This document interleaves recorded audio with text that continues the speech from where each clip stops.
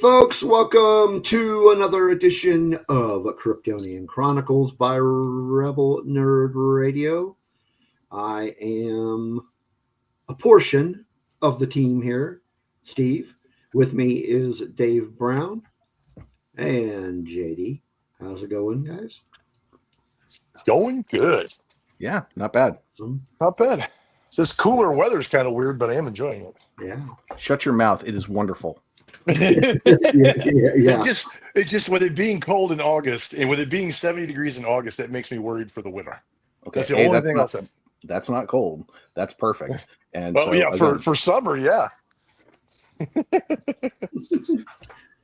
So, we are, like I said, we're back with another episode of Kryptonian Chronicles. We actually haven't done one in a little while. I think the last one we did was our special live episode, which was our Superman review back in July. And this one we have been planning to do and are finally getting around to tonight. We are going to be talking about the death of Superman. Now, the idea going in was that we were focusing on the single issue Superman number 75, but I'm sure we will broaden that as the discussion develops. But let's start off with a little bit of Superman related news. We don't really have news per se, but I did want to go over some of the comic books that are going to be coming out in the next month or so that are Superman related. So this week, which is August 27th, we have, first off, we have Superman number 29. And this is the Legion of Darkseid story arc part 2. This one is written by Joshua Williamson. And I have been reading this story. I'm liking it so far. Have you been reading this one, Dave, or no? No, I'm keeping up with it through the trades. So, okay. I can't follow single issues anymore. Gotcha. Okay. So that one, this is starting off to be a pretty decent storyline. The next one coming out this week, that is Superman related, and it's Superman related, so I'll go ahead and mention it, but it is Justice League Unlimited number 10. I was reading this. I can't remember if I am caught up on this one, though. This one is one of many comics currently written by Mark Waid. He is super busy lately. He's awesome. Yeah, he's a good writer. Okay, so the next week for Superman comics, let's see what we got here. That would be September 3rd. First one is going to be Absolute Superman number 11. This is Jason Aaron. And yeah, I've really been liking this series. It's definitely worth checking out. I mean, really, most of the Absolute series has been really good. Oh, yeah, I agree. I need to pick up the Martian Manhunter trade. That was suggested to me, but so far I've been reading Batman or Wonder Woman and Superman. They're both fantastic. Yeah, I've been reading, of course, Batman and then Superman and Wonder Woman. I was reading Flash, but I kind of tapped out on it, not because I didn't like it, just because I have to cut a few things. Comics are expensive. Yeah, they are. And I read that first issue of Martian Manhunter, and I couldn't get into it. The next one that is coming out on the 3rd is something that I was not aware of, actually, called The Adventures of Superman, the Book of L, #1. 11 by 14, I think. This is written by Philip Kennedy Johnson. I didn't know anything about this. Let's see what we got. A super family settles into a well-earned time of peace. A powerful ally turned enemy invades Earth with an army at his back. Yeah, I don't know. That sounds kind of cool, though. It sounds interesting. So yeah, I'll probably pick that one up just because it's a #1 and it looks kind of interesting. All right, so that brings us up to September 10th. See what we've got for September 10th. There's a few on here. First one is going to be Action Comics number 1090 by Mark Waid. I think I'm caught up on this one. That's another one I'm getting through the trades. And after you talk about the new issues, I want to talk about some trades that have been coming out. Sure. Next one is called Superman, the Kryptonite Spectrum. And this is issue number 2. I did not read issue number 1, so I don't know what this is about. But it is written by W. Maxwell Prince. I have no idea who that is. Yeah, I saw that on the solicitations, and I also had no idea. Again, I will wait for the trade. Yeah, I remember when #1 came out, but I didn't pick it up. Just because, like I said, I've got to cut down on what I have been reading. Next Superman related, written by Sophie Campbell, is Supergirl #5.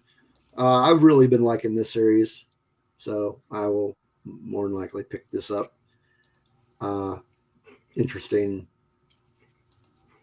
cover here, and her super pets. Okay, well that could be interesting.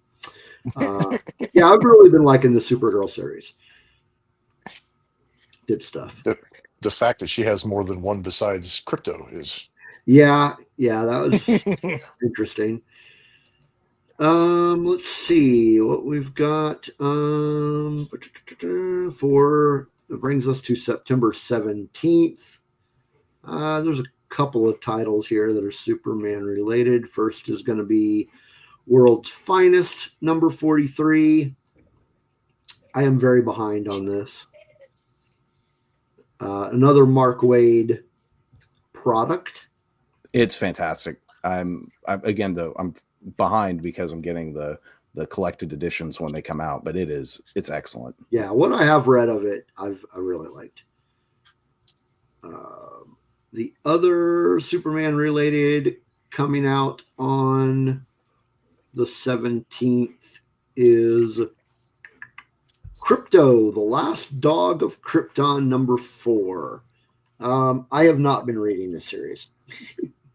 A bunch of people in the book club that I run at Speeding Bullet Comics have been reading that and have been saying nothing but good things about it. Oh, well, I'm assuming a couple of the first couple of issues are probably on DC Infinite, so I might check that out. I was just checking my DC Infinite to see how many of those books were on there. If we're gonna do more comic reviews, I need to make a list. Yeah. All right, that brings us to September 24th. We are almost done with this month. First one we've got is Superman Unlimited, number 5. And Into the Kryptonite Kingdom. This is Dan Slott. Great writer. I have been reading this one. I've been liking it. I'm, admittedly a Dan Slott fan, so I started reading this from the beginning. I plan on reading it Yeah. just later.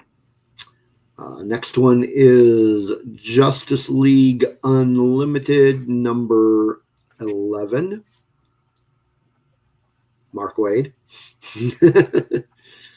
So that'll be the next. Got some cool variant covers there.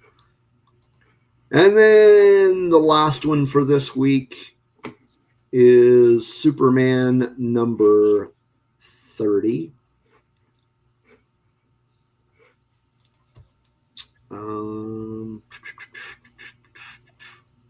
Didn't we? Oh, this one has Booster Gold in it. That should be interesting. Booster's a fun character. Yeah. So that's it for September. And if you are interested in seeing what other comics are coming out, check out League of Comic Book Geeks. That's the one I typically follow. So before we move on from this, I figured we'd talk about some collected editions and trades, sure. Yeah. which is a lot of ways people are keeping up with things anymore. So last week, Absolute Superman Volume 1, Last Dust of Krypton came out both as a trade and as a hardcover. Also a new edition of DC The New Frontier. It's the Absolute DC New Frontier hardcover. And a box set came out, the Superman box set. It was for a long time known as Superman Legacy box set. These are a bunch of the books that James Gunn was pulling from for the Superman film. So it includes All-Star Superman, Kingdom Come, Superman for All Seasons, and Whatever Happened to the Man of Tomorrow.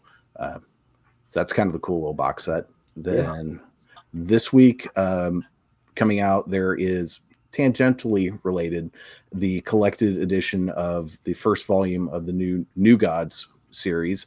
So New Gods Volume 1, The Falling Sky, that's coming out on both trade and hardcover. We have the following week, there is the Wonder Woman John Byrne Omnibus is coming out.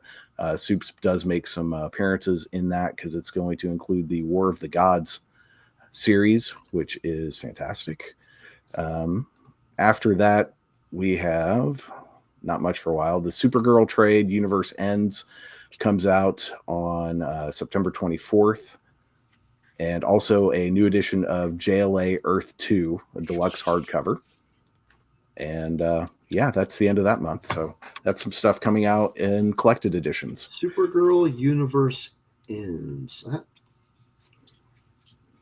I'm pretty sure that's the current series that you're reading. No, different author. Oh, okay.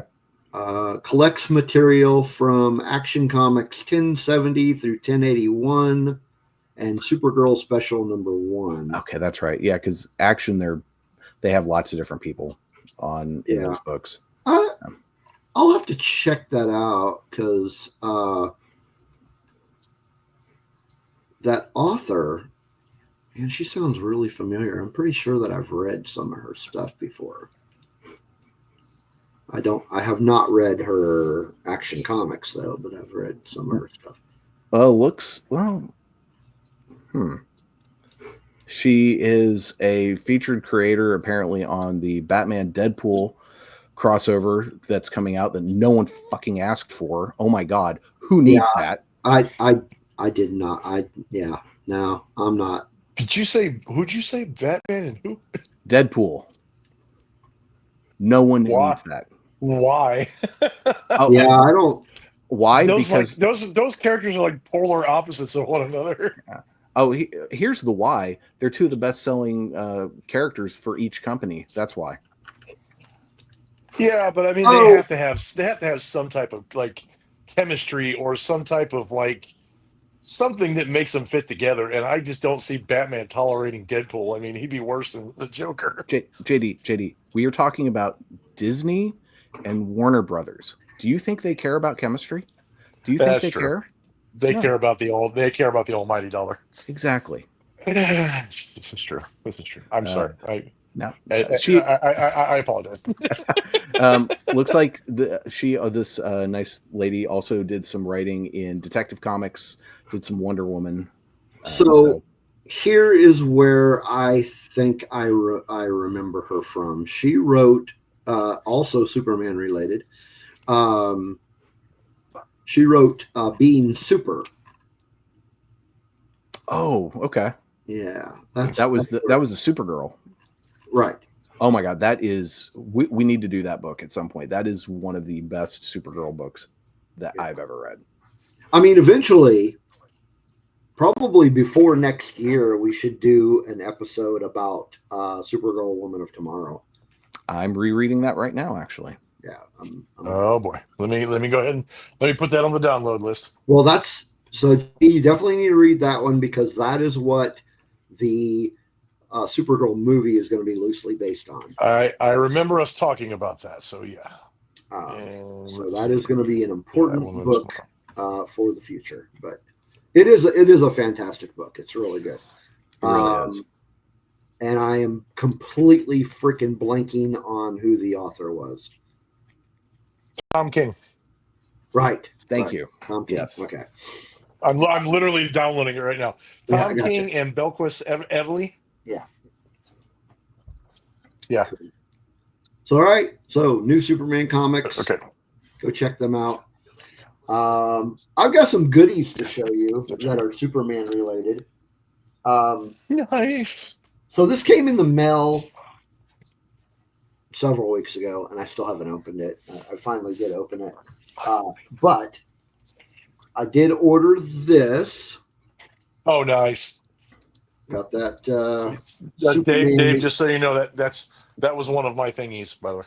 Yeah, okay. Nice. This is the new updated. Didn't I show that like on one of the first episodes we did? It might have been, yeah. But I went ahead and got it, and it's got some. Man, I really like. It's pretty damn cool. I really like this picture here. It's pretty, yeah. It's pretty damn cool. Oh yeah, that's from is that a New 52? I don't know. Yeah, we just got that not yesterday, day before yesterday at the library, and when I was processing delivery and I saw that, I was like, oh, I'm checking this out. Yeah, it's got some good stuff. Looking forward to digging through that. I'm not going to open this up because I do not have a frame for it yet. I've got, as you can tell, this is a poster, but I do have a picture of what this poster is. And it's a poster that I've wanted for a while. Finally pulled the trigger and bought it. But it is the iconic Jim Lee Superman.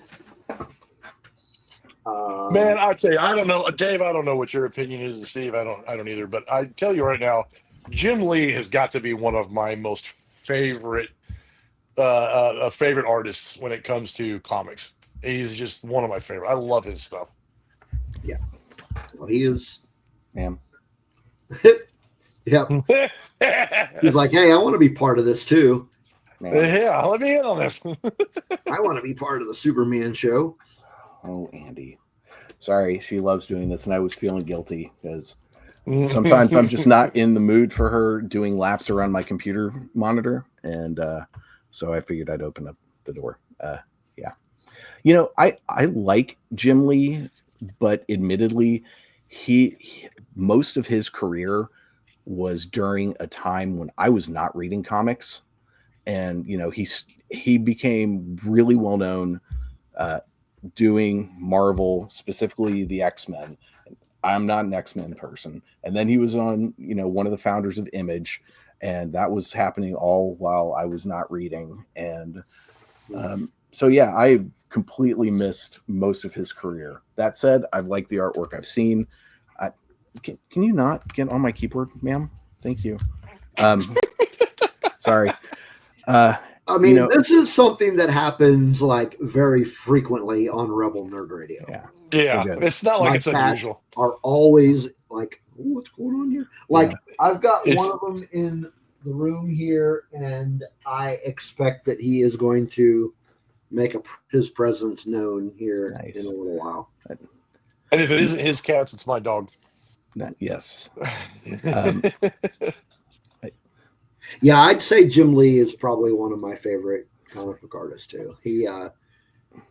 he did the artwork for Batman Hush. He is doing the artwork for Batman Hush 2. He did the artwork for the early,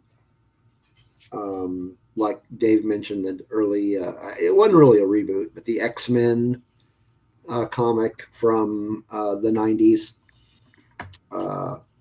Really, really great artist. Yeah, he did that first run on the New 52 Justice League. That's right. With the redesigns of all the characters. Yeah. Mm-hmm. I need to reread that. At least the first trade. Yeah. Good stuff. Yeah. He's done some, for those of you who are Spawn fans too, he's done a little bit with Spawn too. Interesting. Yeah, I know. Well, I mean, he did like a crossover with some art. I don't know if you might be able. Well, I don't know. You could say, but he did a cover art where they had Spawn and Batman in the same one, which is pretty freaking cool. I know there was a Spawn Batman crossover at some point. Mm-hmm.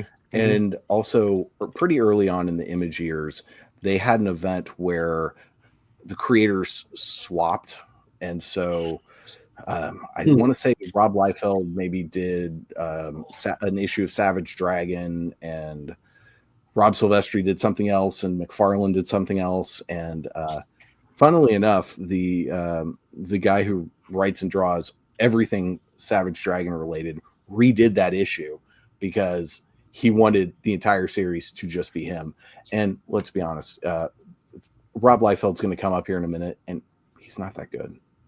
He's really not. Yeah. Well, I mean, if you're good, Steve, I got something I want to show too. If you guys are interested, which you probably also on Jim Lee. Before we get into that, I know it's probably not a book that you've read, Dave, or if you have, you probably don't like it. But he did the artwork for All-Star Batman and Robin. You know, it's funny you mentioned that. I read that years ago, and apparently at the time I loved it, and I've heard nothing but bad things about it since. Huh. And I've not gone back to reread it. I know it's a very controversial book. I like it. I like it a lot. I mean, it's not the best Batman and Robin stories, but it's great. I like it. Speaking of Batman, real quick, Blue and I did a new episode of the Batcave last week, so it is still on exclusively on the Patreon, but eventually will make its way to the YouTube after a couple of weeks. But we did an episode called Supporting Cast Part 1, and basically what we did is like a top 5 list of, on Part 1 we did our favorite crime fighting allies. So Batman's allies, like the Robins and the other type. I was going to say, wouldn't all of his allies, for the most part, be crime fighting? Not necessarily, because Alfred Pennyworth, for example, is not a crime fighter, technically. But okay. But he assists. So I mean, it's he assists. Right. I would consider him to be okay because you think about it, at his age, and I know we're kind of getting off the Superman track, but at his age, he wouldn't actually get out there and be going fisticuff with criminals. So he fights crime by helping Bruce Wayne and Batman do their thing. Here's our thing, though. If you're going to make a list of his allies, in my opinion, and Blue's also, you cannot put somebody like Alfred or Commissioner Gordon in the same list that you would put Robin or Azrael. I mean, Alfred is absolutely part of the Bat family. He is. And Gordon would be Bat family adjacent. So when I think of like Batman's allies and whatnot, I think of the Bat family. It's the Bat family and other superheroes from like Justice League and whatnot. I honestly think that you cannot have Batman and Bruce Wayne and the success of Batman without Alfred. I mean, he is the pivotal and essential part of the Batman mythos, and I don't think he gets enough credit for it as far as I'm concerned. That's why I say I consider him in the same he can't do it the same way Bruce can. So he contributes in every way that he can, and he's part of that family. Like he said, he's part of that family. And Yeah. A person like Alfred or Gordon or like Leslie Tompkins, they can't do the same things that like Nightwing or Batgirl can do, but they're still important. So we are separating those lists. So, okay, so it's like if you're discussing great professional wrestlers, Alfred can't do the flippy doos. So Alfred's going to be in a different realm. If you were going to do like, how about best professional wrestlers, and then your other list would be best managers, right?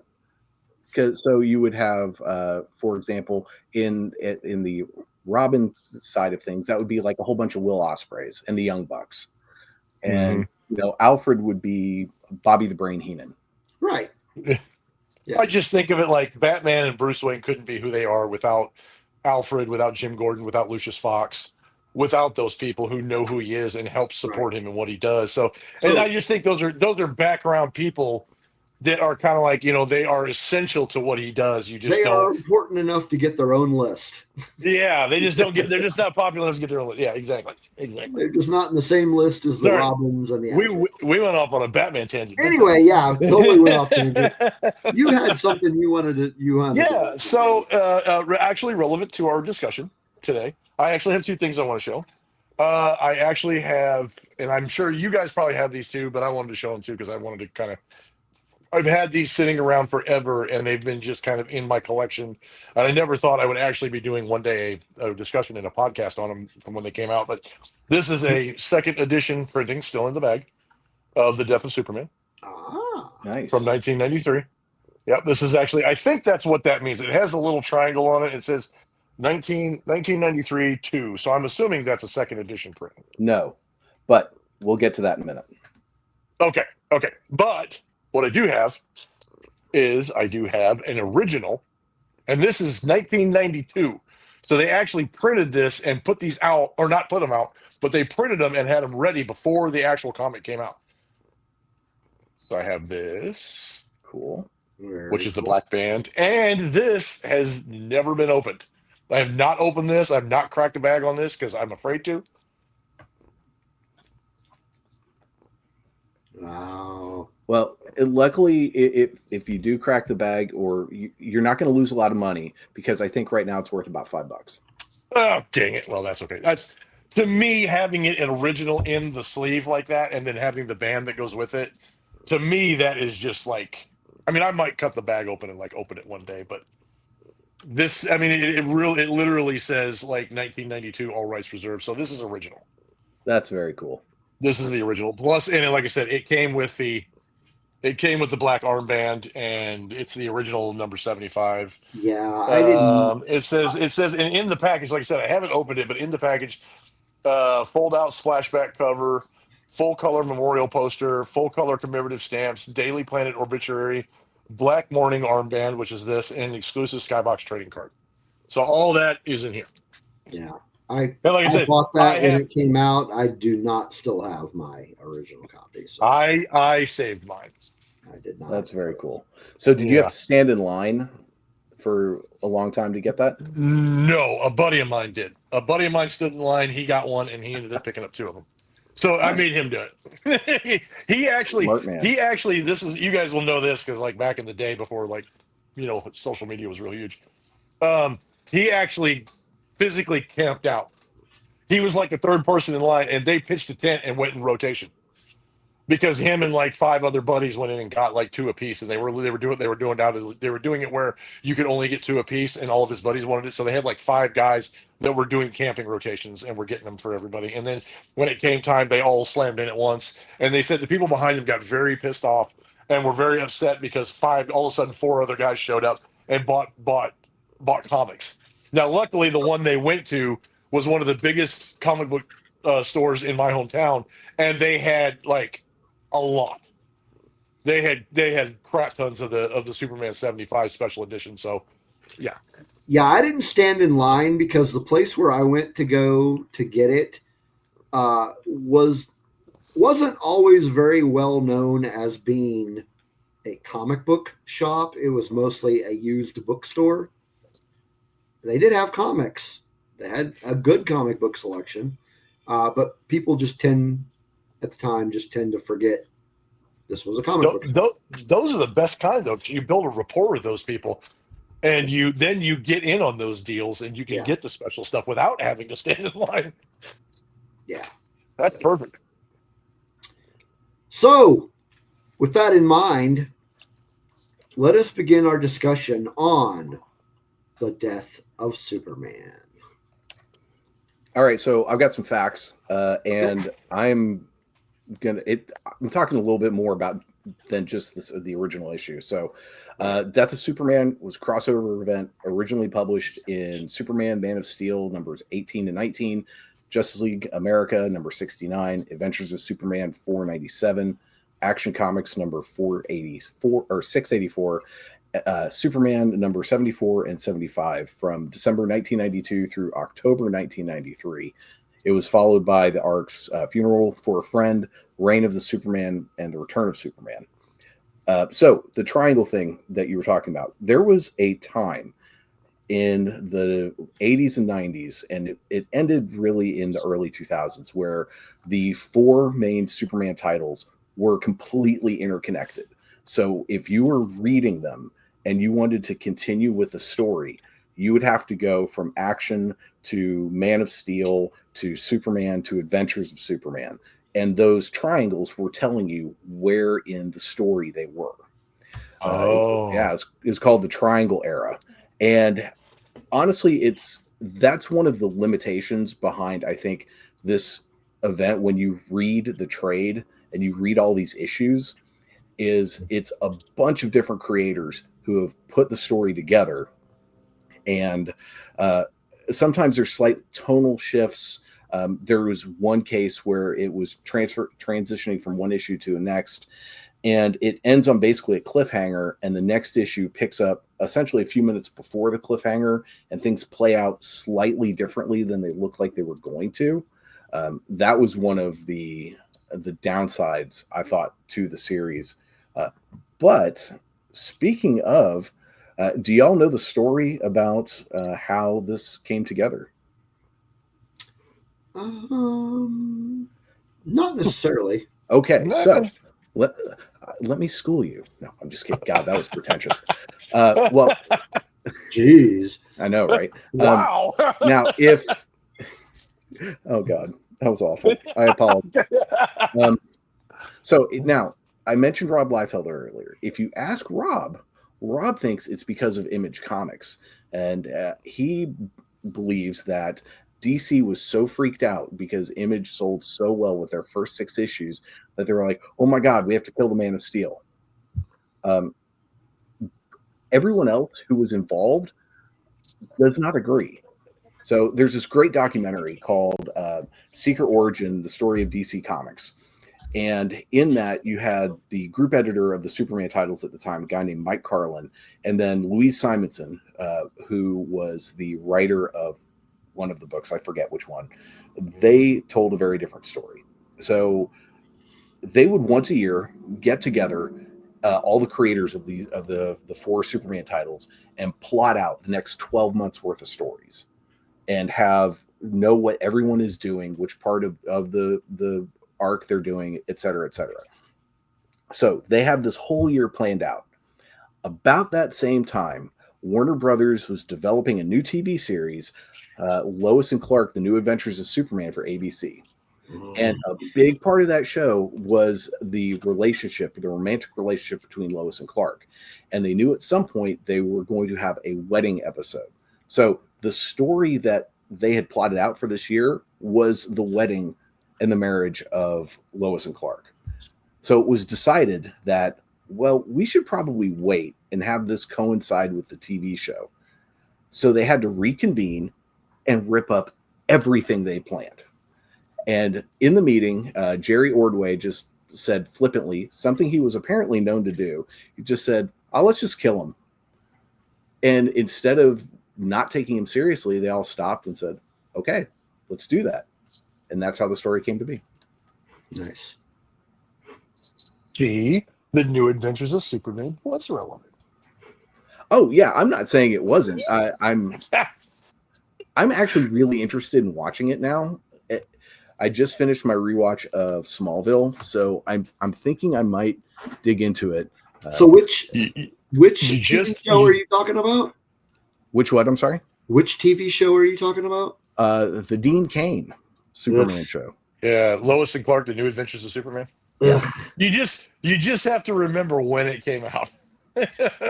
Oh yeah. And I mean, and Steve, you have to put aside certain current politics. It's a Superman show. Kane. Ugh. Yeah, you have to set aside the politics and just watch it. Yeah, I mean, I always kind of liked him as an actor. I saw him in a few things. I think primarily he played a teacher on a few episodes of Beverly Hills 90210 before Lois and Clark came out, and he was fine in that. Mm-hmm. So I don't have a problem with his acting. Yeah, he was in the Supergirl show. And he was great in that. The chemistry between him and Terry Hatcher was actually really good. It's a really good show. And like I said, you have to understand it did come out in the early to mid 90s. So, and it was a 4-season span.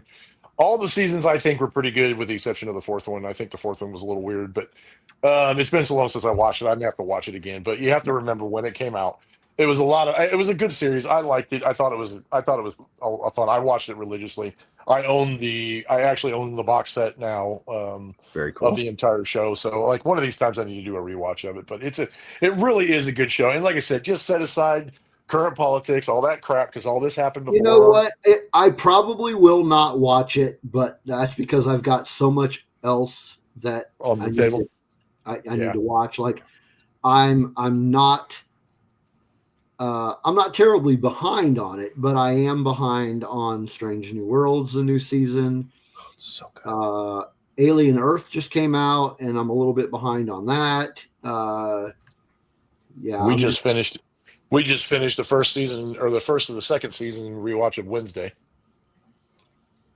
I need to watch that, the second season. I love the first season. It's pretty good. It's pretty darn good. Of which one? Wednesday. Oh, okay. See, I haven't watched any of that. Yo, you got to watch it. It's a great show. The first season was great, and the second season has turned out pretty darn good. It's pretty awesome. Yeah. So But anyway. Yeah, there's a lot that I'm behind on, and the idea of going back and watching a Dean Cain show does not appeal to me. So that's fair. I've got other things I can be watching anyway. And generally speaking, if I'm not mistaken, you're not a huge romantic comedy guy. And from what I can tell, that show was a romantic comedy with some superhero stuff on the side. Yeah. Basically. Would you consider the movie High Fidelity a romantic comedy? If by romantic comedy you mean your lead is a total asshole through the whole film and then figures out that he was an asshole by the end and still gets the girl, then yes. I love that movie. So a quick aside. Sorry, folks. I promise we'll get to the topic of the day. But I loved High Fidelity for years, and it's one of those movies that I'm afraid to go back and rewatch because I know so much of it is really going to bother me now. And the only reason I think that people love that movie and love the main character has nothing to do with the character itself. It has everything to do with John Cusack, because John Cusack is amazing. And he was so good in that role. And his charisma and the fact that you love him from Say Anything and from all these other movies hides the fact that his character is a raging dick. He is. And if you go into this movie and you're like, I really identify with this guy, yeah, go. I'm thinking, sir, you need to look in the mirror and start asking yourself some real serious questions. I identify with a certain aspect of his personality. But I mean, yes, the music aspect of it. Right. If you focus on that, right, then yes, it's great. I rewatched the scene the other day for the top 5 side 1 track 1 list thing. Yeah. And because I'm stealing an idea from our buddy Justin from Punk Lotto Pod and starting a series on my Substack about album closers. And I was thinking about making a reference to that. And so that's why I looked up the scene and I just didn't bother. But The I Jack Black digress. stuff is amazing in that movie. Oh, he's hilarious. And then it's such a revelation at the end when he starts singing. Yeah, because everyone's like, oh my God, what's going to happen? And all of his band names, those were hysterical. I'm not saying the movie's not hilarious and it's not fun. And there aren't aspects of it that I still enjoy. I love the whole record store idea. I hate the gatekeepery aspect of a lot of the employees. Because people like that are just, I have no time for you. But when if you really think too hard about his relationships, that's when he gets really, that character gets really iffy and kind of creepy. He's kind of a bad person. Yes. Yes. Okay. Death of Superman, though. We are. I was going to say, yes. we digressed. We are digressed way off on a tangent. So, real quick, since we're going to focus on the final issue, I figured I'd just lead us into how we get there. So everything opens up with this fist hitting a metal wall and saying Doomsday is coming. And then eventually the fist breaks through, his gloves all messed up. It says Doomsday is here. And then the first issue is Superman 74. And it basically tracks Superman following this group of the Underworlders, or I think that's the name of it. And stuff happens there. And then basically Doomsday shows up and he ends up walking the earth like Kane in Kung Fu and just destroying stuff. And the rest of this story, the rest of this entire trade is Doomsday walking along, killing things, and then destroying the Justice League. Now, granted, it was like a jabroni Justice League, but still, he wipes them out. And then it's him and Superman, fighting and chasing each other for the rest of the time.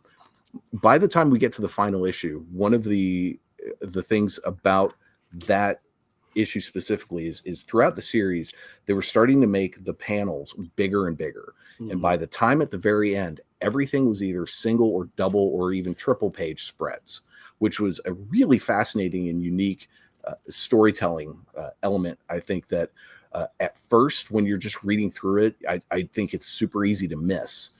But it does add something pretty special to this book. In fact, I was opened up the because the one that I had that I showed earlier, this thing here, this original, this one from then. Like I said, I'm not sure what printing this is, but the very last page is a 3-spread. It's a 3-panel freaking page of. And if you've read it, I mean, you know what it is. It's a picture of Lois holding Superman, but it's 3. I mean, it's huge. Actually, it's like I actually have a picture of that. Yeah. Oh yep, yeah. That's the last. That's the last page. The artwork in this issue is phenomenal. It's Dan Jurgens, and he's one of the greatest Superman artists of all time. I mean, one of the best Superman writers of all time. I would say that he is my absolute favorite Superman writer. I could see that. I would have to give a lot of real hard thought about if I was going to put together a list, but just based on the stuff he did for DC Rebirth alone, those were phenomenal. And also the two was it Superman and Lois or Lois and Clark? There were these 2 trades that were the pre-New 52 Superman, because of this event called Convergence that, who cares, it's comics. But he survives, and he is living in the background of Earth, and he's watching the Justice League and New 52 Superman do their things, and that's where Jonathan Kent comes from, the kid. And so he's doing stuff in a black costume. He's got a beard and everything, and Jurgens wrote and drew that, and it's phenomenal. But what do you guys like about this specific issue? I think a lot of it has to do with nostalgia. Just the idea that they took, in my opinion, a very bold step in killing off a character that is decades of iconic writing. And they're like you were saying earlier, why don't we just kill him? What? How do you kill a Superman? And this idea of this creature that can essentially kill Superman. And it's, I don't know. I mean, a lot of it has to do with the art as well. But just like the nostalgia and the iconic feel of killing off such an iconic character. JD, what about you? It was like out of left field because I didn't expect it. And then they said Doomsday is coming, and they said it, and there was rumors going around that it was the death of Superman. I was like, well, okay, I'm excited to see how that's going to happen because what character had he fought or been around in the past that was actually going to cause him to die? Was Lex Luthor going to figure something out, or what was going to happen?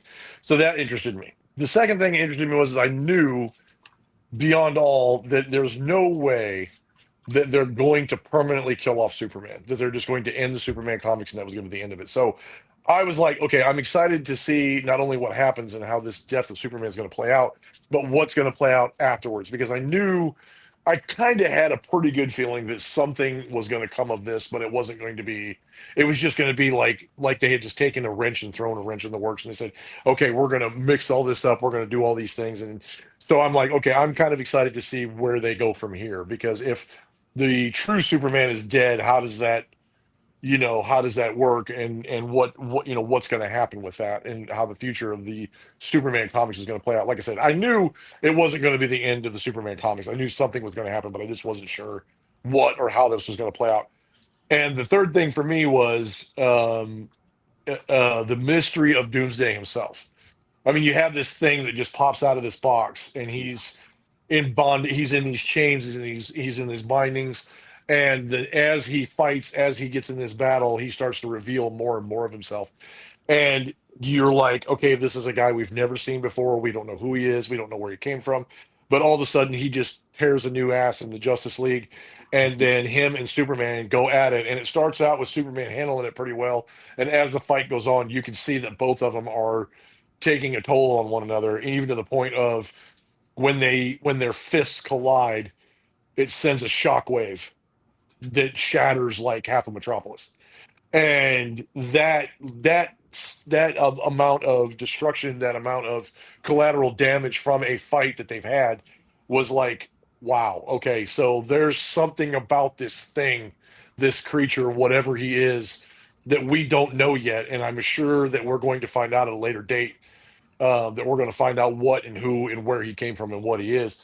And so the mystery of Doomsday himself, and how he was able to do what he did, and how that was going to play into and progress through the series, was something that was very intriguing. So that's what I found most interesting about it. They did a really good job when the series came out after, I'm pretty sure it was after Funeral for a Friend, where they just stopped the publication of Superman books for months.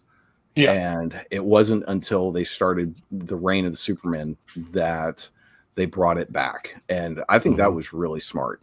And you're right to be wary of death in comics, because when this came out, there were basically 2 deaths in comics. Well, no, 3 that had completely stuck and had not been messed with. 1 is Uncle Ben, 2 was Gwen Stacy, and 3 was Barry Allen.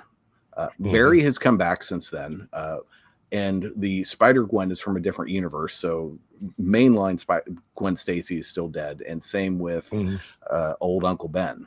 So those are it was just something of this scale was, to me, like you said, had never really been done to such a mainstream character. And I mean, Superman being iconic as he was, and then all of a sudden they go, "Oh yeah, by the way, we're going to kill Superman." Everybody went, "What?" I mean, Yeah. it was shocking, even for people who aren't comic book fans. It was shocking Well, because even then, you still had like all the Christopher Reeve movies, and then you had like other stuff that had come out about Superman, and then the next thing you know, it's like, "Oh yeah, by the way, the comics are going to kill off Superman." And everybody's like, "Wait, whoa, why?" well, before this, they also, I mean, they killed off his cousin. Oh yes, you're Yeah. right. I forgot about Yeah. Supergirl. Supergirl died and then was written out of the continuity when the universe was rebooted. Yeah, Yeah. good call. Yeah, well, and she almost got killed by Doomsday too. Different Supergirl. So the Supergirl Yeah, well, in this story is the Matrix, not the Keanu Reeves film. It's this she's almost like a golem or something. And she's hanging out with sexy bearded Lex Luthor, which I don't even understand what the hell's going on with that. Now I don't care to look it up. So she's hanging out with Lex, and Lex is like, "No, baby, you got to stay back. You got to stay with me." For some reason, I'm giving him like the Mike Myers in what's the spy movie? Austin Powers. Yeah, I'm giving him like an Austin Powers voice. Yeah, baby. So yeah, but that's a completely different character. But that was she was a cool character though. One of the things I do, because you said you were talking about all the Justice League people, because I remember the only reason I knew who Guy Gardner was in the new Superman movie was from the Death of Superman. That's how I knew the iconic bowl cut. I knew all the features of him. I'm like, as soon as I saw him, I went, well, before they even said it, I said, "That's Guy Gardner." I said, "He was in the Death of Superman." I didn't really know who he was or paid much attention to him before the Death of Superman. And then I saw him in that new movie, and I was like, "That's Guy Gardner. I know who that is." And I'm like, "That's crazy." But I also remember everything about the bearded Lex that you're talking about. And then I remember that version of Supergirl got turned into like Play-Doh. Oh yeah, she got effed up. Yeah, she got messed up at. And a lot of them did. I mean, a lot of the superheroes did. A lot of them got messed up pretty bad. So let's talk about Doomsday himself. Well, wait a second. Before we sorry. get into that, what did you like about it, Dave? I love the artwork.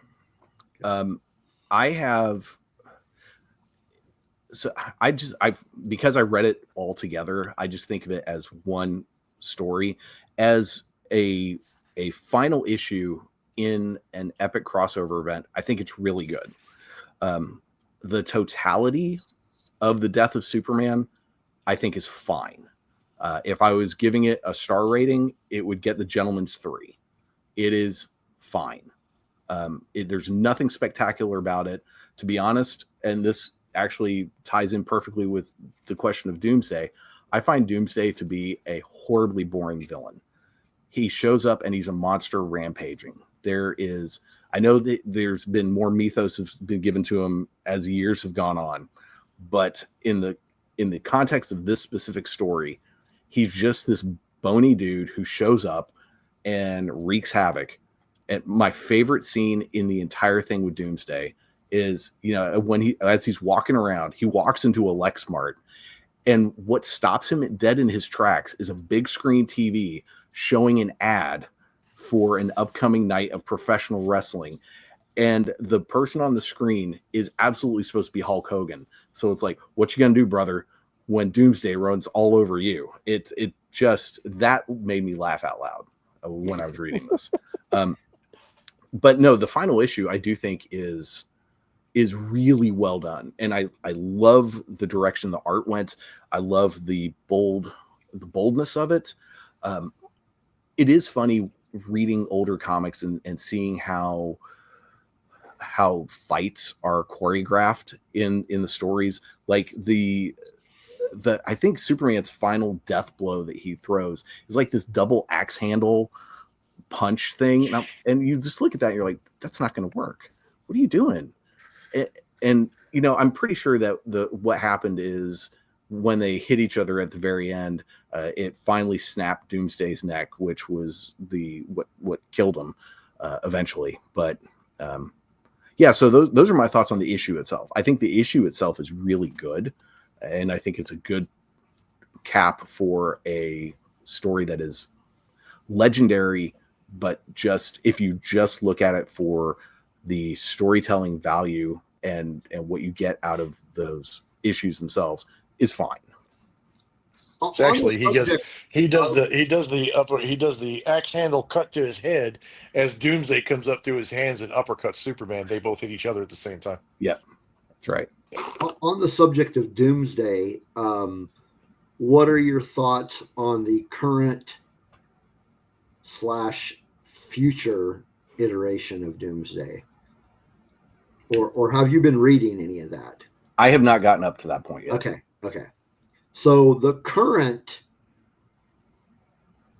Doomsday character, number one, his name is not Doomsday anymore. But he also comes from the future. Is he the Time Trapper? Is that yes. what it, right? Yes. Okay. So, and that's interesting because at one point the Time Trapper was Superboy Prime. So, and that's a character that you can just make anybody at any point because, time travel nonsense. Yeah.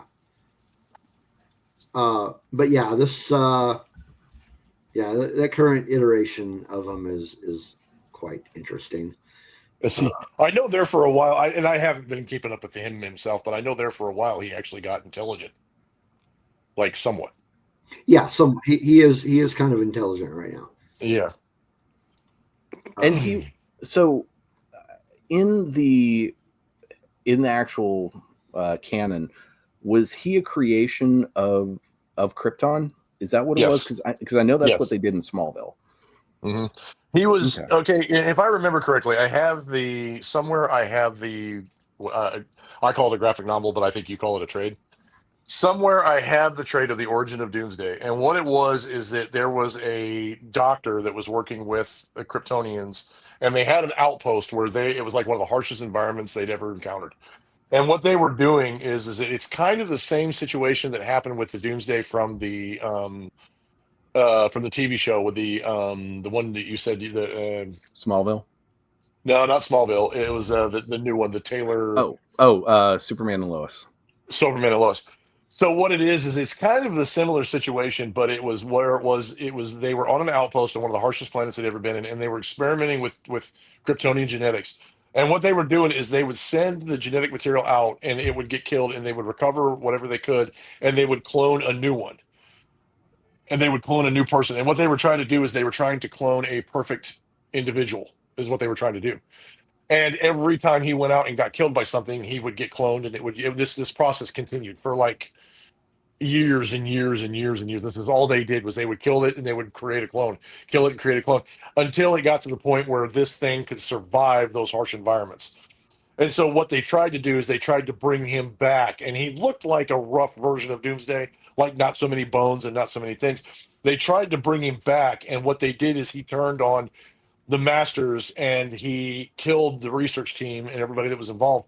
And every time he would get killed, he just naturally, his genetic code allowed him to be reborn, but able to resist and toughen up to the same standards, whatever killed him. So whatever killed him before couldn't kill him again.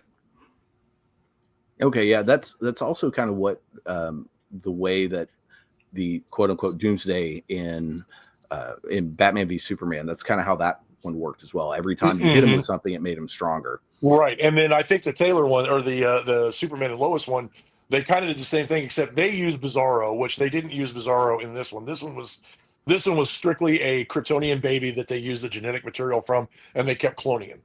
And so what they ended up having to do is they ended up this was like early in Kryptonian history, if I remember correctly. My memory's a little rough on it, so I hope I'm not giving too much false information. But this, from what I remember of the trade, this is what I remember of it.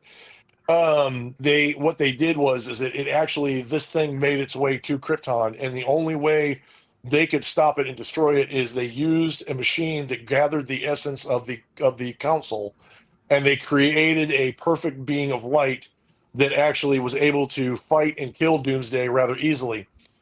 And when they did that, they imprisoned him in the bindings and inside the steel, or inside that box that you've seen him in, and they shot him off into space. And eventually he crash lands in on Earth, but it crash landed on Earth before Earth was populated heavily with Homo sapiens. So like back in the dinosaur age. So it had been there for thousands and like tens of thousands, thousands of years. Hmm. He had actually been there that long. And eventually the being that killed him and put him in the box eventually got to Earth and tried to fight him a second time after Superman had been killed. And like when Superman started to come back, he tried to fight him. And this time he didn't last but a couple seconds because Doomsday had already been killed by him once. So he was impervious to whatever this being could do to him. So he actually shows up in the trade and tries to kill him again. It doesn't work. And he ends up getting killed. Okay. So yeah, cool. that's what he was. He was actually he was base Kryptonian materials, genetic material. Steve, what do you think of the character of Doomsday and as a foil for Superman? I think he was a much more interesting villain, if you want to call him a villain. I mean, he was just a mindless beast, really. It was more interesting back then when this came out. As you look back on him, as I look back on him, I'm like, yeah, he's just kind of a mindless beast. He's like, I mean, at the time, even now, I think he was the perfect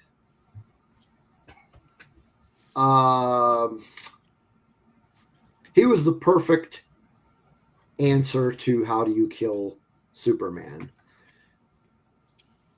Yeah, because I mean, Superman had defeated Darkseid, defeated Mongol. I mean, maybe if they formed a tag team and went after him, but yeah, just basically like Superman dying more or less of exhaustion over fighting this thing that he just could not kill and put down. He didn't. Doomsday didn't so much kill him as much as he just died from exhaustion, physical exhaustion, if that's even a possibility.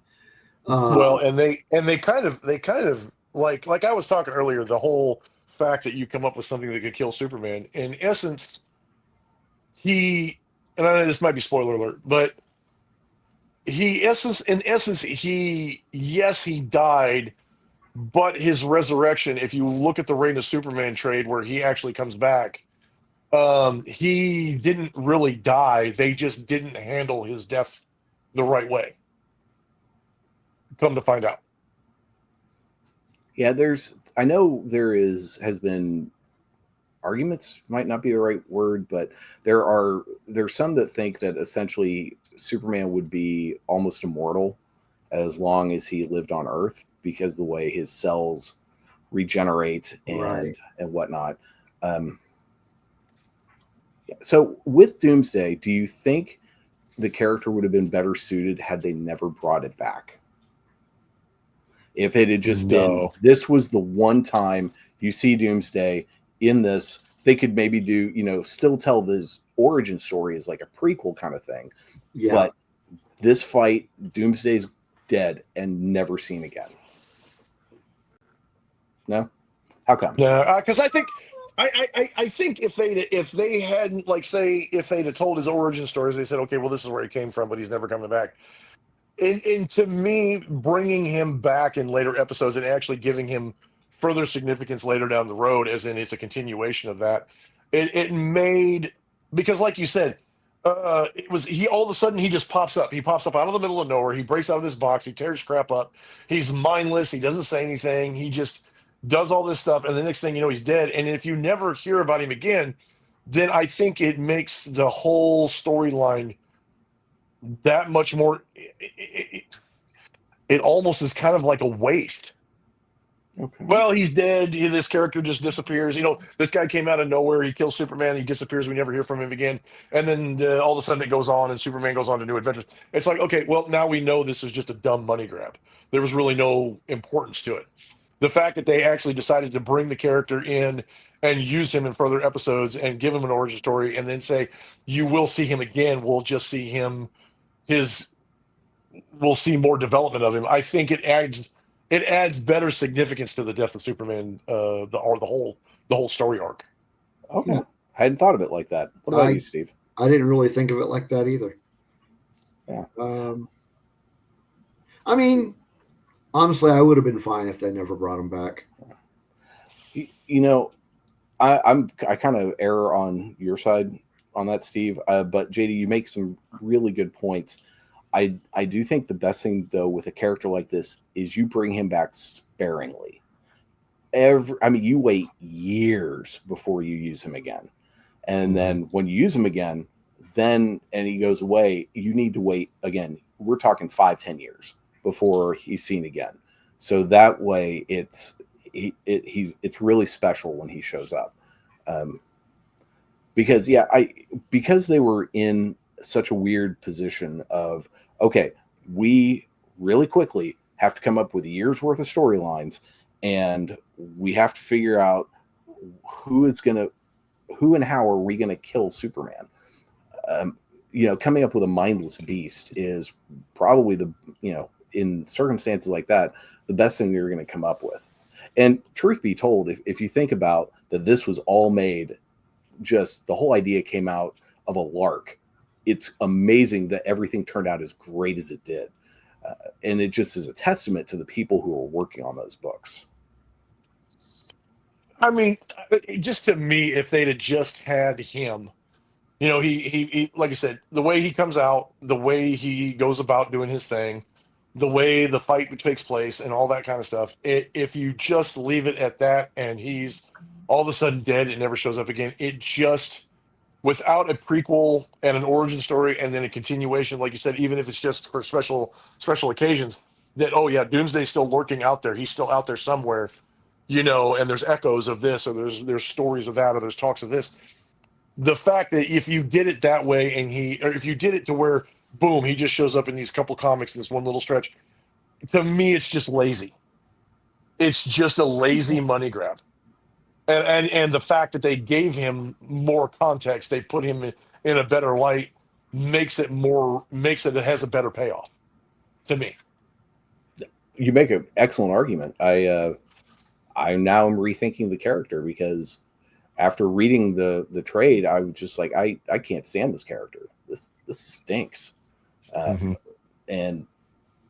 yeah, that's I hadn't thought about it like that. Yeah.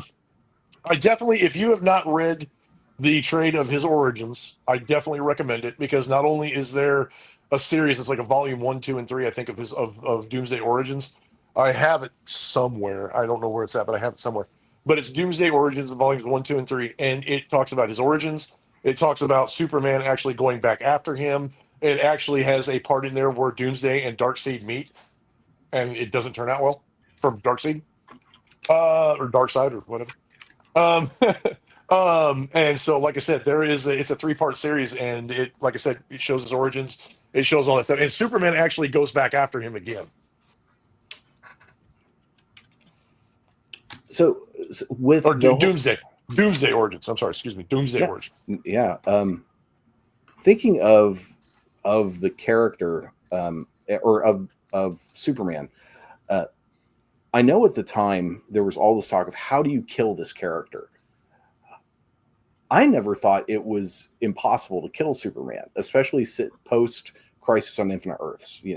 After John Byrne rebooted Superman, I've never thought that the idea of someone killing Superman was impossible. How about you guys? Do you ever think that there's no way this could happen? I didn't. I thought, I seen in several examples where he could be weakened pretty bad, but the idea of him ever dying was not something I considered. But it was kind of like, along with him killing anybody, I never thought that was a possibility either. So the fact that he could die or kill somebody was kind of in the same conversation. I don't think he would die. And like you said, if he's if his cells can regenerate with the sun as much as possible, there's a good chance that he could be immortal, and that he could live on forever. You If know, you can find a link to that origin story comic, send it to me because I can't find it anywhere. Yeah, me Okay. too. I would love to see that. I'll find it. Yeah. I ended up getting, so the trade that I got for Death of Superman was, there was a collection of like 6 trades that came out a few years ago, and the spines all matched up, and it made the crest with the bleeding crest on it. And the final one is a Doomsday centric story, and I haven't gotten there yet, so I need to read that whole thing. So the one that I have, I got for free for signing up for the DC Infinite I don't know, premium package. I don't know what it's called. And I got this 30th anniversary deluxe edition. I have that one too. Which is, it says on here, the best-selling graphic novel. So that's interesting. So I don't know if this is derailing our discussion process, but how do you guys think the story holds up today? Like, is there still a legacy behind it? JD, you want to go first?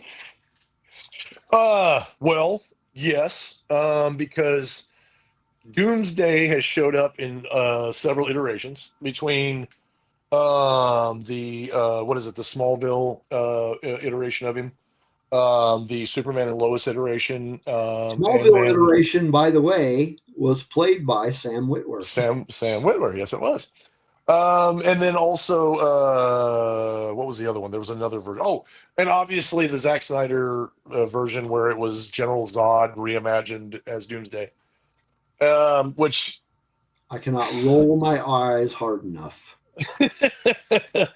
I mean, honestly, like I said, knowing and reading that comic about Doomsday and his origins, to use General Zod's body, to use Bizarro's body, and to use some other guy who's just some random dude who Jekyll and Hyde's into Doomsday, it was never satisfying enough.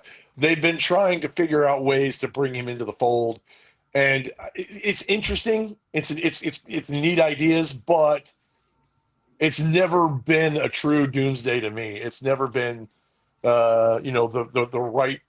It's just never been the right storyline or the right iteration of that character.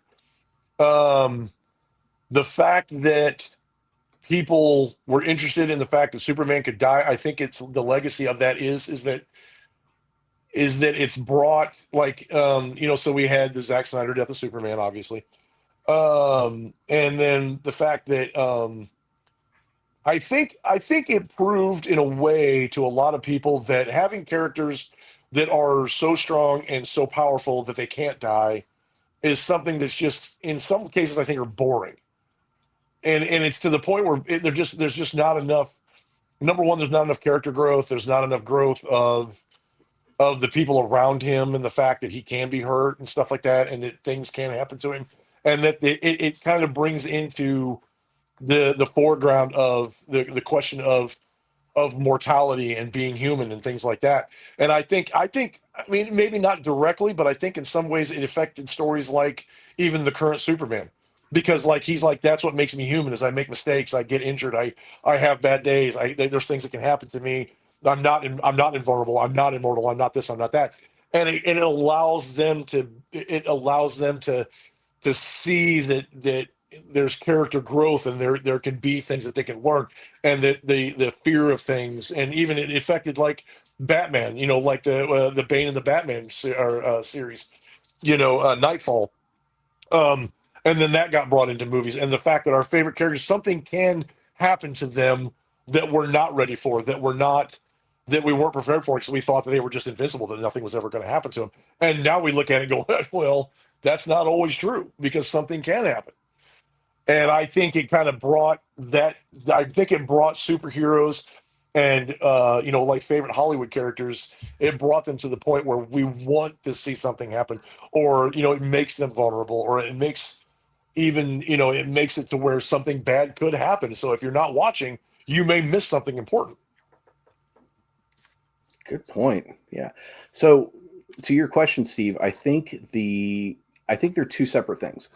I think looking at whether or not the story itself holds up and looking at the legacy of it, I think they are two separate questions. Two separate questions. Yeah. Okay. So story wise, yeah, overall it holds up. I think there are some 90s isms that don't age well, but I mean that happens with every era, every piece of art.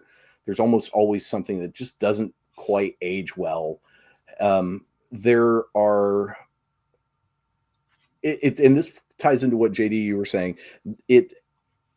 This is, even though this Superman was depowered compared to the previous version, there were still moments of him acting more alien than human. And in fact, there was a scene where he is one of the issues where he's flying and he sees Doomsday's path of destruction, and he says something along the lines of, "Oh, this is about to hit this major metropolitan. There are thousands, hundreds of thousands of human lives there." And I'm just like, he wouldn't say human lives. He would just say people. So that was, I think, some of what with the death of the character, and this ties in more with the legacy. You get more origins down the line, like with Birthright, for example. He's depowered even more, and you get far more into just how he grew up and the fact that he's just this honestly normal guy who just happens to have these special abilities. I think the legacy of the story is that it did show people that yes, Superman can die. It was huge for the industry. This thing sold like gangbusters. There were stories on the nightly news. I think he got the cover of Time magazine. This was a big deal, and that was really important. And it still is heralded as one of the great Superman stories. It's like one of the things that people will tell you, okay, you want to learn about this character, here are the storylines, here are the books you need to read. And it's almost always, that's one of them that's in that conversation. So I think its legacy is extremely important. The storytelling itself is fine. It's not egregiously bad. It's not one of those things that you loved as a kid and you watch now or go back to now and think, oh my God, what was wrong with me? Like, for example, don't go watch old episodes of Dukes of Hazzard or Knight Rider. You're going to question your life's choices as a child. And it's just sad. So it didn't do anything like that. We don't speak ill of Knight Rider. Come on. Germans love David Hasselhoff. So, what about you, Steve? What do you think? To answer your own question. Do I think Germans love David Hasselhoff? I mean, Norm Macdonald said so yeah. It has to be true. The only reason people love David Hasselhoff is because of Baywatch, and it wasn't because of David Hasselhoff. I can promise you that. No, legitimately Germans did. They bought the hell out of his records. I don't understand why, but that's neither here nor there. So, Steve, legacy and story. Does the story hold up? And what's the legacy of the book? I think there is still a legacy there because of, like I said, up to that point that I can recall, the comic book industry has not killed off one of its OGs. Yeah, one of its flagship characters. You can't even say OG nonchalantly like that. I mean, literally, when you talk about comics, the one name when it says comic books, the one name that comes up is Superman. You can't just go, "Oh yeah, he's an OG character," so they killed him. Blah blah. So yeah, they killed off the guy. They killed off the poster child for comic books. Sure. So Yeah. Up to that point, they had not done that. So there's still a legacy to it. However, as far as it holding up, the idea that they brought him back so quickly, I think, makes it not hold up as well as it could have. Now, going to that point, did you guys also read the Reign of the Superman? Oh yeah. I have not yet. You have mean, not. I way recommend back, it to you. way back when it came out. Yeah. So my statement, Dave, just for context, for my statement earlier when I said that technically Superman did not die. If you read the Reign of the Superman, you'll find out why. Yeah, they put him in some Kryptonian hoo-ha. One of thing. the four Superman put him in something and was essentially leeching off of his power. Oh, And so spoiler alert, if you Okay. a little bit of a spoiler alert, what he does is that this character assumes that Superman had actually died. But what he did is that he went in and he was still like hemorrhaging like power. So what he did was essentially is he put him into a machine that pulled that power out of the body of Superman and gave it to him so he could essentially take the place of Superman. And if, like I said, spoiler alert, but essentially what the deal is if they had actually set his body somewhere where he could have soaked up the rays of the sun again, his body actually would have healed and he would have essentially come out of what it was a coma. Okay. So he wasn't dead. He was just in a coma. Okay. I mean, a very, very, very deep coma. But the rays of the yellow sun would have pulled him out of it had they just put his body in the sunlight. Eventually. Okay. So, Steve, your point about them bringing him back so much, I don't know how long. They brought him back too quickly. Right. That's what I meant to say. So I didn't look it up. I should have, but the time frame between Superman 75 and the issue in that he actually shows up with his mullet in real life, I wonder how long that was, because I know if I remember correctly, the titles didn't publish for 4 to 6 months or something like that.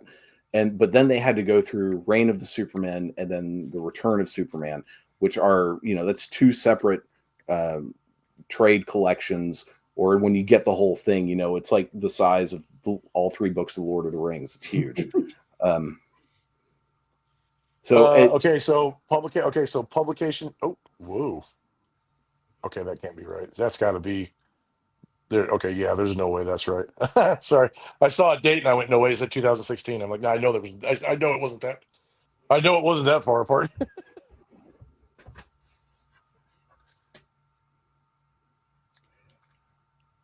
While you're looking that up, one of the other aspects I think of the legacy, and we've talked about it a little bit, but the fact that in some form this story has been adapted for the screen 4 different times. You had the Superman Doom direct to video animated film. You had the Death and Return of Superman, which were 2 films. That was part of the post Flashpoint set of animated films that were based on the New 52, essentially. So you had that. Then you had Batman v Superman, and then you had the version in Superman and Lois. So any one story that gets adapted multiple times in different variations in other media has a strong legacy.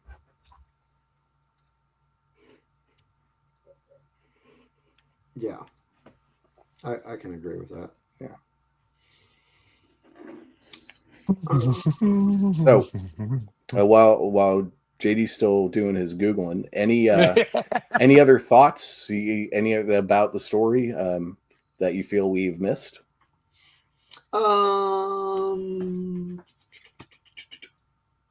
Would you say that the story is in your own personal top 5 Superman stories? JD? Oh yeah, I'd say yeah, and I'd say it's probably my most favorite. But it's the whole not just the death of Superman itself, but I'd say the whole series, which is the death of Superman, the Doomsday origin stories, and then the reign of the Superman. I'd say all of those is probably my most favorite. I mean, combined all together, that whole arc, because I call it the whole arc just because you talk about the origins and then the actual event itself, and then the reign of the Superman and his final return with the mullet, as it were. So yeah, that whole arc I'd say is probably my favorite. Yeah. I do think of I think of that whole set of separate arcs as just when I think Death of Superman in my head, I'm like, it's that entire thing from him dying through the return of Superman. To me, I look at it the same way. To answer your question, Steve, no, it is not. Okay. Hmm. It would also not be in my top 5, maybe my top 10, but not my top 5. Top 10, probably not. But I would have to really sit down and think about that. Yeah. Like in top 5, just no. There are way better stories that have been written. The entire run of Brian Michael Bendis. No. Okay, No. so for context, That wouldn't even be in my top 50. for context, Superman number 75 was released in November of 1992, and the cover date says January of 93. And then if I'm reading this right, the return of Superman for good is October of 93. Okay. So almost a year later. Okay. That makes sense. Yeah. So here's an interesting trivia tidbit. The 1993 issue of Superman number 75 has sold over 6 million copies. Wow. Okay, so for context, what's the record of any comic book? I think it's X-Men number 1. Is it? Yeah, and that was what, 9 million, something like that. So it was a lot of that happened in that same era. You had X-Men number 1, Spider-Man number 1 by McFarlane. Those were two of the best selling. 8.1. 8.1. Okay. Then what, New Mutants 98, or it was X Factor. Some of the Liefeld stuff was some of the best selling. What's interesting about those sales numbers, those are not individual issues put into people's hands. That is the number of copies stores bought from the distributors, which is still a shitload of comic books. Yeah. And the majority of them probably did end up in someone's hands, but there are definitely boxes somewhere of issues that never were purchased by anyone. Yeah. Probably why, like you said, the ones that I have that are first edition copies that have never been out of the bag, they're like not worth anything, because there was 6 million of them. People bought them like crazy, and they sold. I mean, a lot of them sold, but I mean, that's the point. A lot of them sold. If it had been like this, had been like a 1 of 1,000 issue or some crap like that, it probably would have been a little different. Yeah. Kind of off the topic, but still on the topic. Those 3 issues of Hunter Prey are on DC Infinite. Okay. Yeah, I sent into our private Discord chat, I sent the link to the Amazon, to what it is on Amazon. Like he said, it's on DC Infinite. And, Yeah, I ain't that paying kind of stuff's $120 even- for that. Yeah, it's $120 for that one. Good Lord, they're It's pretty. proud. I mean, it's a pretty big. Like, if I remember correctly, it's a pretty big. It's a pretty thick book. I have to. I don't know where. I have it in storage somewhere. I need to find it. But yeah. Yikes. Yeah. And like I said, if you have not read Reign of the Superman, you really need to, because it's pretty cool, because they have 4 different Superman that show up, and the mystery behind it is which one's the real one. And they go through that whole deal of people trying to take the place of Superman.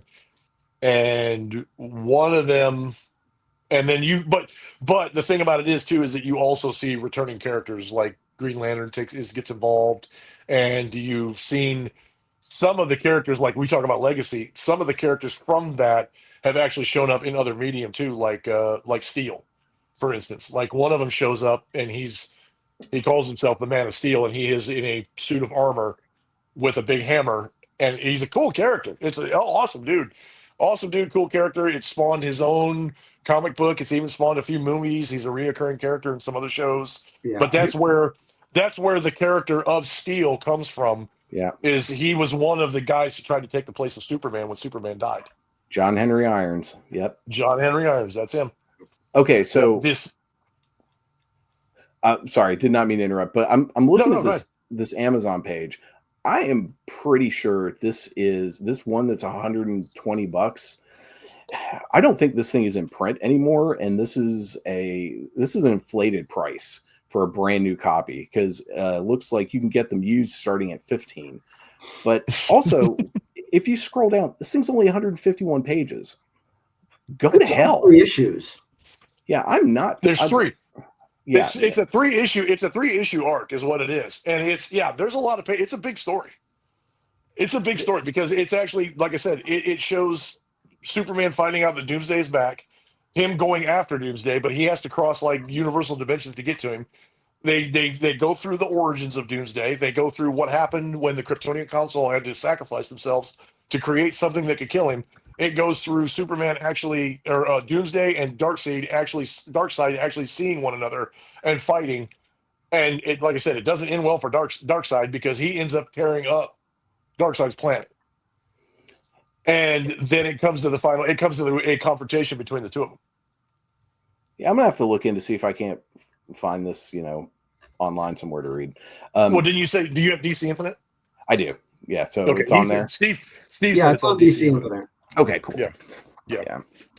I would definitely, like I said, if you have not read that one, definitely read that one because there's a lot of context and it adds more stuff to the Doomsday saga. And then the Reign of the Superman is excellent as well, I think, in my opinion. Nice. All right. Well, any other thoughts or anything before we anything we've missed before we get out of here? Nothing that I can think of. No, I think. No. Yep. Even though we might have had some spoilers for you folks that see this later down the road, I highly recommend you go back and read that one. Read the entire arc of the Death of Superman. It's a very good arc. And then some of the other ones that we mentioned. If you get a chance, take a look at those as well.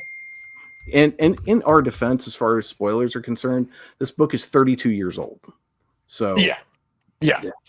And as well as Hunter Prey and the Reign of the Superman is like old. And that's like aging ourselves, by the way. So there's that context as well. So if you are worried about spoilers or we're worried about spoilers, you had plenty of time. Just saying. Yeah. It's not really a spoiler because the damn thing is older than most of the people who are watching the show. Exactly. That's depressing. Actually, you know what? Actually, no, it's not. It's good to have a younger audience. Yeah. See, I was trying to keep it friendly by saying we were aging ourselves, and you just called us old. So thanks, Steve. I mean, the boot fits. I mean, we are. If the shoe fits, yeah. Yeah. We're old. All right. Well, that's it for this episode of Kryptonian Chronicles. I'm not sure what we are doing next. We had some ideas. Birthright is always good. I think we also discussed, because I have a thumbnail for it already. I haven't read that one. I have a thumbnail for Supergirl Woman of Tomorrow already made. I had made it at some point, so we must have talked about that. We did. I don't know if we want to. You just got to give me time to read it. You got to give me time to read it. That's all. Yeah, because I have not. I have not read that one yet. I have a thumbnail for. This is a really old thumbnail because we had discussed talking about Absolute Superman. We could talk about the first trade, maybe. Yeah. Yeah, I have that. So I'd have to reread it, but yeah. Same here. Me too. So yeah, either one of those we could do, or we could do something else. We'll come up with something. But So stay tuned for next time's mystery event. Yeah, stay tuned for the next episode.